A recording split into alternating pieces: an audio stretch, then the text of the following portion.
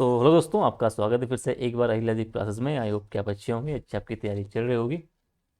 तो आज हम एक नई क्लास के साथ आपके सामने पेश हैं। ठीक है। आज हम जो देखने वाले बेसिकली काफ़ी लंबे टाइम से बच्चों के जो डाउट और जो चीज़ें मैसेज करके आप बोल रहे थे टेलीग्राम ग्रुप में भी और पर्सनली मैसेज करके भी। तो काफ़ी जो बच्चे थे, काफ़ी जो लोग थे, वो फोकस उनका जो है आपका है RO ARO के लिए। ठीक है। कि वो RO ARO की तैयारी वगैरह करना चाह रहे हैं। तो RO ARO के हिसाब से RO ARO के लिए वो चाह रहे थे कि एक डेडिकेटेड क्लास आपका जो हो सके उसमें मैं आपको दे सकूं। ठीक है। कि किस तरीके से आपको जो आपके 3 स्टेप है वो पूरे करने हैं, किस तरीके से आपको प्री वाला आपका जो स्टेप है, आपका जो मेंस वाला आपका जो स्तर है, आपको उसका जो आपका टाइपिंग वाला आपका जो कंप्यूटर वाला जो आपका है, इन्हें आपको किस तरीके से लेके चलना है। ठीक है। तो आज मैं जो आपके पास जो हम जो बात करने वाले हैं बेसिकली, एक तो प्री और ये आपका जो मेंस है RO ARO का। ठीक है। तो उसे हम देखने वाले हैं किस तरीके से आप बेहतर तरीके से अपनी तैयारी को आगे कैरी कर सकते हो। ठीक है। तो इसमें सिर्फ मैं आपको बताऊंगा, मैं आपके आगे की भी आपको एक चीज़ें देने वाला हूँ, किस तरीके से हम जो आपका मेंस का जो ये वाला आपका सेगमेंट है वो हम देखने वाले हैं। ठीक है। तो इसमें आपको पता ही है कि RO ARO की भर्ती काफ़ी लंबे टाइम से प्रस्तावित है। ठीक है। और आने के चांसेस हैं कि जल्दी आपके सामने उसका नोटिफिकेशन भी आ जाएगा। ठीक है। तो उसके लिए किस तरीके से ऐसा ना हो कि जो आपकी नोटिफिकेशन वगैरह आपके फॉर्म आ जाए उसके बाद तैयारी करने से बढ़िया है कि अगर आप अभी से अगर आप तैयारी करना शुरू करेंगे तब जाके आप उस स्तर पे एक अच्छे स्तर पे अपनी तैयारी को ला पाएंगे, ताकि आपकी जो रैंक है वो अच्छी खासी रैंक आप निर्धारित कर सको। ठीक है। तो इसमें अगर आप देखोगे तो 3 स्तर का आपका पेपर होने वाला है, आपको पता ही है। ठीक है। सबसे पहले आपका प्री होने वाला है, फिर आपका मेंस होने वाला है। ठीक है। और उसके बाद आपका जो एक प्रैक्टिकल आपका जो परीक्षा आपकी होगी, इसमें आपका कंप्यूटर का टाइपिंग टेस्ट आपका होगा। मतलब टाइपिंग टेस्ट आपका जो कंप्यूटर का आपका जो बेसिक ज्ञान आपका होने वाला है वो आपका होने वाला है। ठीक है। तो इनको आपको थोड़ा सा देखना है। अब इसमें अगर आप देखोगे तो एक तो आपका प्री वाला आपका जो स्टेज है, ये आपका 150 मार्क्स का है। 150 क्वेश्चन है और 2 घंटे का समय आपको मिलने वाला है। और इसमें आपके GS के आपके जो सब्जेक्ट रहते हैं आपके 100 नंबर, और प्लस आपका जो रीजनिंग का आपका जो पार्ट है वो काफ़ी इंपॉर्टेंस इसमें आपकी भूमिका निभाता है। ठीक है। इसके अलावा आपका जो सेकंड पार्ट आपका जो मेंस का है, इसमें आपका GS का तो पार्ट है ही है। इसमें आपके 200 सवाल होंगे ऑब्जेक्टिव वाले, और 200 फिर उसमें आपको अंक मिलेंगे, और 3 घंटे का आपका समय होगा। ठीक है। उसके बाद आपका सेकंड पेपर जो आपका होगा वो हिंदी का होगा। ठीक है। हिंदी में आपका ये सब्जेक्टिव आपका होगा भाई। ठीक है। इसमें आपके पास 5 प्रश्न दिए जाएंगे, और आपको 100 नंबर हम बोल सकते हैं, 100 अंक का आपका जो हिंदी का जो पेपर आपका रहने वाला है। और इसके लिए भी आपको जो 3 घंटे का समय आपको मिलेगा। ठीक है। फिर अगला आपको जो है एक निबंध का रहेगा भाई। इसमें आपके 3 निबंध आपको लिखने होंगे। 3 में आपको 100 नंबर का आपका रहेगा। ठीक है। और आपको जो अंक मिलेंगे, सॉरी 100 अंक मिलेंगे, 3 घंटे का इसमें समय रहने वाला है। ठीक है। तो हमारा जो फोकस अभी रहने वाला है बेसिकली, मैं ये चलो वो आगे भी बताऊंगा। ठीक है। फिर अगला जो स्तर आपका है वो आपका टाइपिंग और कंप्यूटर का है, ये आपको पता ही है। ठीक है। वो आपका लास्ट का स्टेज है। अब इसमें अगर आप देखो भाई, ठीक है, तो अगर मैं सीधे यहाँ पे आपको, ठीक है, तो मैं सीधा टू द पॉइंट आपको बातें बताऊंगा। जो आपका प्री वाला स्टेज है, तो इसमें सबसे बड़ी जो चीज़ें रहती है वो आपका सोर्स को लेकर रहती है, क्या क्या चीज़ें आप लेके चल सकते हो। ठीक है। तो प्री के लिए आपको जो पढ़ना है, आपको एक तो हिंदी में कहता हूँ। ठीक है। आपको तो एक परीक्षावाणी पढ़नी है। ठीक है। अच्छे से उत्तराखंड के लिए। ठीक है। एक काम करते हैं, उत्तराखंड GS और करंट। ठीक है। उत्तराखंड के लिए आपको जो सोर्सेज लेके चलने हैं, एक तो आप लेके चलोगे परीक्षावाणी को। ठीक है। परीक्षावाणी दो आती है, एक ऑब्जेक्टिव आती है, एक सब्जेक्टिव आती है। ठीक है। ऑब्जेक्टिव वाली भी आप इसमें क्वेश्चन आपको चैप्टर क्वेश्चन के फॉर्म में रहते हैं। पहले आपको सब्जेक्टिव वाली पढ़नी है, और फिर आपको साथ साथ हर चैप्टर के बाद ऑब्जेक्टिव वाले आपको उसमें अपने क्वेश्चन जो है अपने आंसर उसमें ऑब्जेक्टिव के साथ आपको सॉल्व करते हुए जाना। ठीक है। अगला आपको BS नेगी है, उसको आप लेके चलोगे अच्छे से। ठीक है। तो उत्तराखंड आपका परीक्षावाणी और अगर BS नेगी, इन दो को आप अच्छे से पढ़ के चले जाते हो तो ये आपका अच्छा खासा जो रोल आपका निभा लेगी प्री के लिए। ठीक है। और साथ ही साथ आपको जो मेंस का जो 200 नंबर का आपका रहने वाला है, उसमें भी इसकी अच्छी खासी इंपॉर्टेंस आपका रहने वाला है।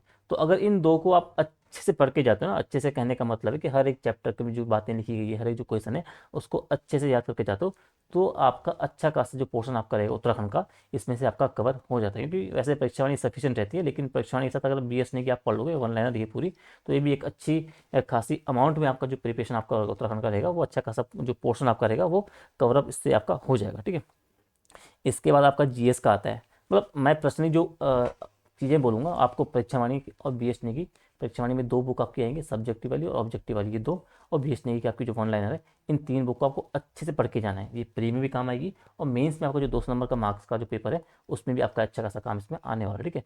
इसके अलावा तो पढ़ने को आप चाहे बिनसर पढ़ लो, जो बाकी अजय रावत है, बाकी सारी किताबें उनसे आप पढ़ सकते हो, ठीक है, लेकिन ये 2 आपके लिए सफिशिएंट रहने वाली है।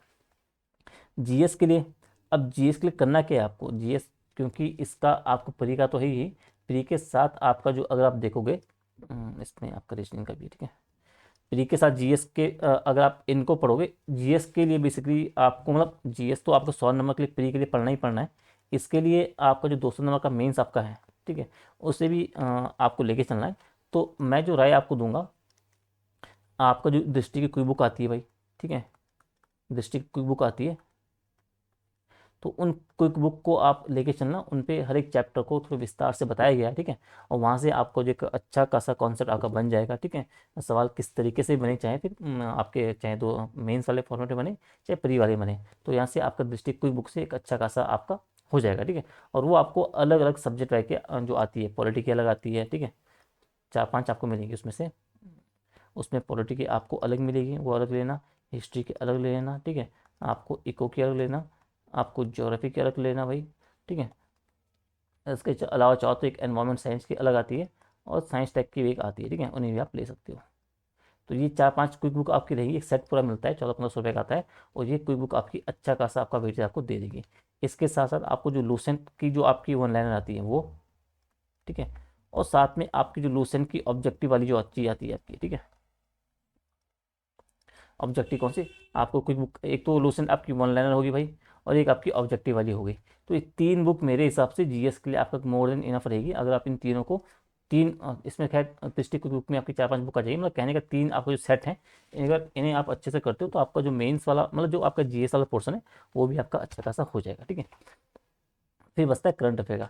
तो करंट अफेयर का जो है यूकेपीएससी के उसमें बहुत ही अच्छा खासा रोल रहता है। तो करंट अफेयर के लिए आप क्या कर सकते हो, आप डेली बेसिस पे आप न्यूज़पेपर आप पढ़ना शुरू कर सकते हो, साथ ही आप वीकली नोट्स बना सकते हो करंट अफेयर के, या अगर ऐसा भी नहीं हो पा रहा है तो आप मंथली आपकी जो मैगजीन है, अभी से हम आप जो है मंथली मैगजीन जो आती है किसी की भी आप ले सकते हो, दृष्टि विजन, या मतलब जो उत्तराखंड की स्पेसिफिक निकालते हैं, ठीक है, आपकी जो ग्रीन टेन आपकी होगी वो खैर उसमें महीना महीने का नहीं आता, लेकिन जो आपकी मासिक पत्रिकाएं होंगी, और इसके अलावा जो ग्रीन टेन आपकी हो गई है, और जो आपकी मैगजीन वगैरह आती है, तो उन्हें आप फॉलोअप करोगे तो आपका जो करंट अफेयर वाला जो पोर्सन है वो भी आपका अच्छा खासा हो जाएगा, क्योंकि करंट अफेयर का पोर्सन जो है एक अच्छा खासे अमाउंट में आपका सवाल आपसे रहने वाला है, ठीक है। तो इसे आप प्री के लिए आप इन्हें ले सकते हो भाई, उत्तराखंड की आपका हो गया, जीएस का पेज हो गया, करंट अफेयर का आपका ये हो गया। इसके अलावा कंप्यूटर के लिए आप क्या कर सकते हो, कंप्यूटर के लिए आप पीवाई के साथ जा सकते हो भाई, ठीक है। पीवाईक्यू के साथ साथ आपको करंट की जो लूसेंट की एक पतली सी बुक आती है कंप्यूटर की, वो आप पढ़ सकते हो, ठीक है, वहाँ से आपको हेल्प मिल जाएगी। तो प्री के लिए आपको इन सोर्सेज के अलावा इन्हें आप करोगे, और इनके साथ साथ आपके जितने भी आपके यूकेपीएससी के पीवाईक्यू हुए हैं, ठीक है, आपके चाहे R O A R O के आपके हुए हैं, ठीक है, आपके चाहे अपर के हो रखे हों या आपके लोअर के हों, ठीक है, इसके अलावा जितने भी आपके हैं एफ आर ओ के आपके हो गए, तो यूकेपीएससी ने जितने भी आपके प्री एग्जाम करवा रखे हैं इन एग्जाम के, इन पेपर्स के, ठीक है, इन पोस्ट के, उनको भी आपको पीआईक्यू के रूप में उनको सॉल्व करना है, क्योंकि बहुत चांसेस आपके रहते हैं कि आपके जो सवाल आपके रहते हैं, पीआईक्यू क्वेश्चन रहते हैं, वो आपके रिपीट होने के चांसेस काफ़ी आपके बन जाते हैं, ठीक है। तो इनको आपको लेके चलना है, ठीक है, पीआईक्यू को, और इसके साथ आपको लगाने मॉक मॉक टेस्ट, ठीक है। तो इन सोर्सेज को लेके अगर चलोगे आप, तो आपकी जो प्री और जो मेंस का जो जीएस वाला पार्ट है, वो उत्तराखंड जो पार्ट है, जो बाकी चीज़ें हैं, वो प्री और जो प्री का जो 150 का हो गया और जो मेंस का आपका हो गया वो अच्छा खासा आपका हो जाएगा, ठीक है। तो फाइनल आपको बता दे रहा हूँ किस तरीके से आपको लेके चलोगे, ठीक है। तो प्री के लिए आपका क्या हो गया भाई, आपकी होगी दृष्टि क्विक बुक, आपकी हो गई है दृष्टि ये क्विक बुक, ठीक है। ये प्री और मेंस दोनों के लिए आपका, ठीक है, प्री प्लस मेंस, मेंस का किसका, मेंस का जो 200 मार्क्स का आपका पेपर होने वाला है, ठीक है, क्विक बुक आपकी होगी। इसके अलावा जो मैंने कहा आपको लूसेंट की आपकी जो आपकी क्या हो गई है ऑब्जेक्टिव, और जो एमसीक्यू वाली आपकी बुक हो गई है, ठीक है। इसके अलावा मैंने कहा आपकी उत्तराखंड के लिए क्या, आपकी जो परीक्षावाणी आपकी हो गई है, परीक्षावाणी 2 आपकी हो गई है, एक ऑब्जेक्टिव वाली आपकी हो गई है, और एक आपकी वन लाइनर मतलब सब्जेक्टिव वाली आप बोल सकते हो, ठीक है, वो आपकी हो गई है। इसके अलावा पेन को क्या हो गया, ठीक है, इसके अलावा उत्तराखंड आपका हो गया। और क्या बोलते हैं ऊपर मैंने, हाँ ठीक है, और एक आपकी बी एस की आपकी हो गई है, ठीक है, ये आपकी हुई है उत्तराखंड के। इसके लिए मैंने करंट अफेयर के लिए क्या बोला आपको, जो आपका मंथली मैगजीन मैंने बोला आपको, डेली बेसिस पे मैंने आपको न्यूज़पेपर बोला भाई, न्यूज़पेपर आपका हो गया, ठीक है, ये आपका हो गया। इसके अलावा मैंने क्या बोला आपको, पी वाई क्यू मैंने आपको कहे, ठीक है, पी वाई क्यू मैंने कहे, प्लस आपका जो मॉक टेस्ट आपके हो गए वो जी। तो ये कंप्लीट आपका जो क्या हो जाएगा, ये आपका जो प्री का आपका जो है 100 नंबर का 50 रीजनिंग अलग है, ठीक है, प्लस आपका जो 200 का आपका जो मेंस का आपका जीएस वाला पेपर आपका होने वाला है, उसके लिए आपका अच्छी खासी प्रिपरेशन आपके इनसे हो जाएगी, ठीक है। अब रीजनिंग का आपका जो 50 नंबर का जो आपका है, 50 नंबर की जो रीजनिंग है, वो भी एक काफ़ी अच्छा रोल आपका निभाती है सिलेक्शन के प्री के एग्जाम के लिए, ठीक है। तो प्री वाला इसे आप नज़रअंदाज मत करिएगा, जिनका रीजनिंग ठीक नहीं है उन्हें क्या करना है भाई, आपकी जो प्री का सिलेबस आपको निकालना है, उसमें जो टॉपिक आपके दिए गए हैं, ठीक है, हर एक टॉपिक का आपको टॉपिक वाइज, ठीक है, टॉपिक वाइज आपको क्या करना है, यूट्यूब से आपको पढ़ते हुए जाना है। अगर कुछ समझ नहीं आ रहा है, आपको कुछ नहीं करना है, टॉपिक उठाना है, आप मान लो कैलेंडर का टॉपिक है उसमें लिखा हुआ, ठीक है, तो कैलेंडर उठाना है, यूट्यूब पर डालना है, और बहुत सारे आपको यूट्यूब चैनल मिल जाएंगे जिन्होंने क्या करके एसएससी की आपकी मैथ रीजनिंग हो गई है या अदर एग्जाम का जो है वो उन्होंने कवर करवा रखा है, तो वहाँ से आपको रीजनिंग जो आपका सिलेबस दे रखा है 50 नंबर का, उसमें आपको हर एक टॉपिक उठाना है, और हर एक टॉपिक को आपको यूट्यूब पे जाना है भाई, और वहाँ पे आपको डालना है, और वहाँ से उस टॉपिक को समझते हुए अभी से आपको लेके चलना है, ठीक है। तो रीजनिंग वाला पार्ट आपको इस तरीके से आपको अभी से अगर आप करोगे, तब जाके आपको वहाँ से अच्छा खासा अमाउंट आपको जो रीजनिंग वाला होगा वो आपको तैयार करना है, ठीक है। क्योंकि बहुत सारे बच्चे ऐसे होते हैं कि रीजनिंग में अच्छा खासा कवरअप कर लेते हैं, 50 में से आसानी से वहाँ पे 44-45 नंबर वहाँ पे ले आते हैं आसानी से। उनसे क्या होता है फिर आपका जो जीएस का कुछ 100 नंबर का जो पेपर है उन पर बर्डन कम पड़ जाता है, ठीक है। और फिर यहाँ पे अगर कम स्कोर करें भी हो तो फिर वहाँ का एवरेज जो है अच्छा खासा अपने जो कट ऑफ है उसे पार कर लेते हैं, ठीक है। तो आपको भी फोकस ये करना है भाई कि आपको रीजनिंग आपको जो बेसिकली है रीजनिंग जो है उसे आपको अच्छे से करके जाना है, ताकि आप बड़ी आराम से 50 में से कुछ ना हो तो लेकिन 38-40 नंबर आप बड़ी आसानी से वहाँ पे गेन कर सको, ठीक है।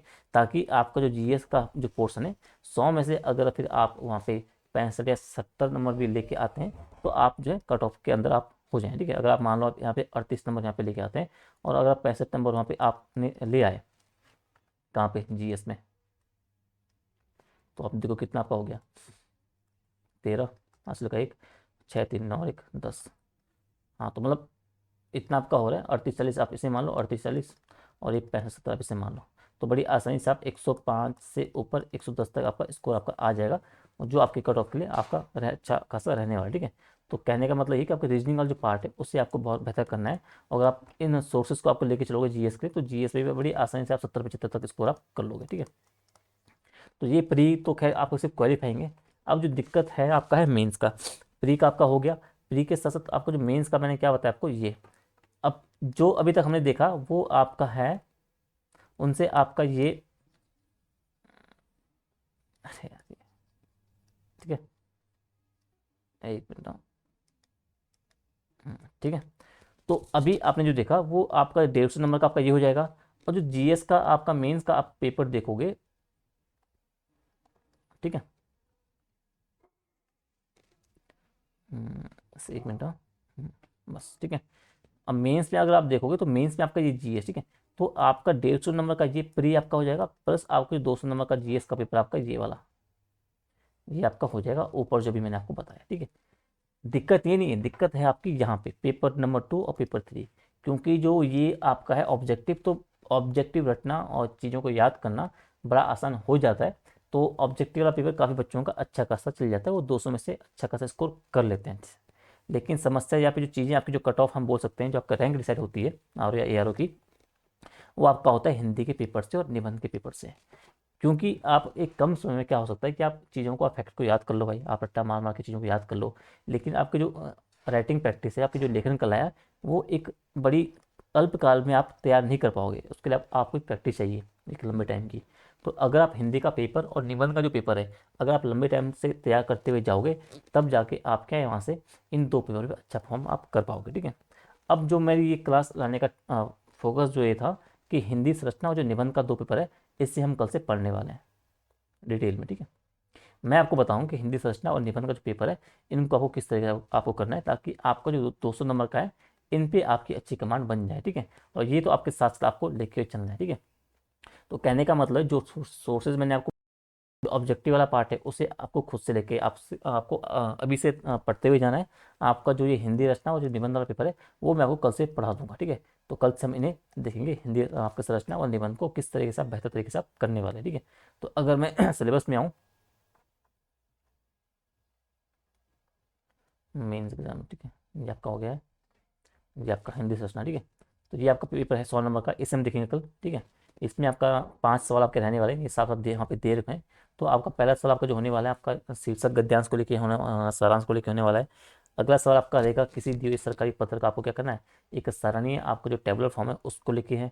पत्राचार के जितने भी आपके लेटर्स है वो आपके हैं, शासकीय अशासकीय कार्यालय ज्ञाप आदेश विज्ञप्ति परिपत्र जो कुछ भी है, आपका क्या करना है कि परिपत्र, आपका जो परिभाषा शब्दावली है, आपका यूनिट 4 जो बेसिकली है, ये आपका हो गया है, ठीक है। शब्दावली रूपांतर आपका जो टर्मिनोलॉजी आपका हो गया हिंदी से इंग्लिश और इंग्लिश से हिंदी, ठीक है, हिंदी से इंग्लिश और इंग्लिश से हिंदी, ये आपका हो गया, ठीक है। तो इसे हम देखेंगे प्रॉपर तरीके से 5 यूनिट को।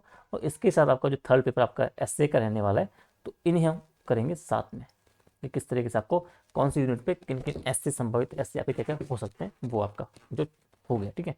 तो इन्हें हम कल देखने वाले हैं। कल हम जो शुरू आपका करेंगे, ये आपका जो पहले यूनिट आपकी है दूसरी पेपर की, आपका जो दे गद्यांश का आपका शीर्षक ये वाला है, इसको हम देखेंगे कि किस तरीके से आप जो इस यूनिट को स्मार्ट तरीके से आप कर पाओ, ठीक है। तो इस क्लास को लाने का इंटेंशन मेरा यही था कि आप समझ पाओ कि आपको R O A R O की प्रिपरेशन आपको कैसे बेसिकली करनी है, ठीक है।